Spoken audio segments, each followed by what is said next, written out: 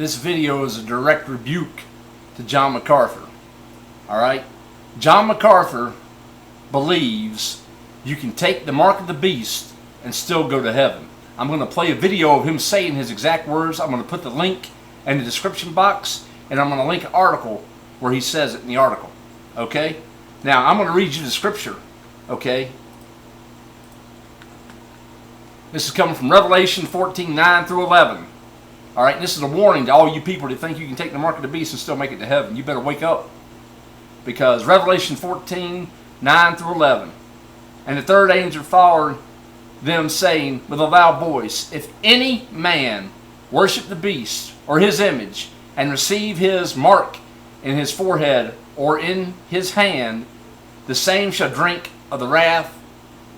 The same shall drink of the wine of the wrath of God, which is poured out without mixture into the cup of his indignation, and he shall be tormented with fire and brimstone in the presence of the holy angels, and in the presence of the Lamb, and the smoke of their torment ascendeth up forever and ever.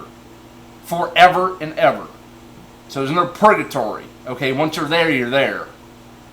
And they have no rest, day nor night, who worship the beast and his image, and whosoever receiveth the mark of his name.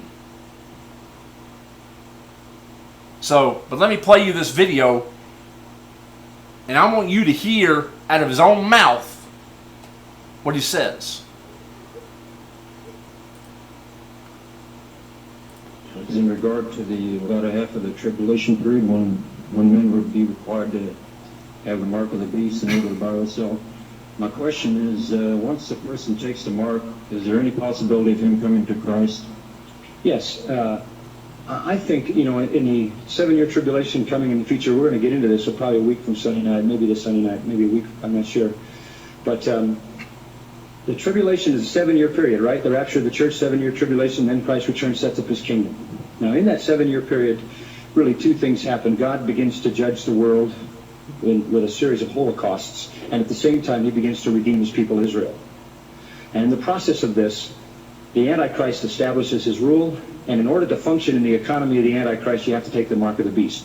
Now, the question is, if you're living in the tribulation period, and you take this mark, in other words, you identify with the beast's empire, will you still be able to be redeemed? And I think the answer to that is yes. Yes. Otherwise, there would be no salvation of anybody in the end of the tribulation. So I don't think the fact that someone takes that is a sentence to permanency, any more than you being a part of this world system once in your life means you have to be a part of the system all your life. You hear that, people? He says you can take the mark of the beast in the tribulation and make it to heaven. Contradicts the Bible. Now, John MacArthur, this verse is for you, and I'm praying this over you right now. It is written, Galatians 1:8-9. But though we, or an angel from heaven, preach any other gospel unto you than that which we have preached unto you, let him be accursed. As we said before, so I say now again, if any man preach any other gospel unto you than that ye have received, let him be accursed. So John MacArthur, be accursed. You're leading these people to hell, and you're lying to these people. And I rebuke you in the name of Yeshua Hamashiach.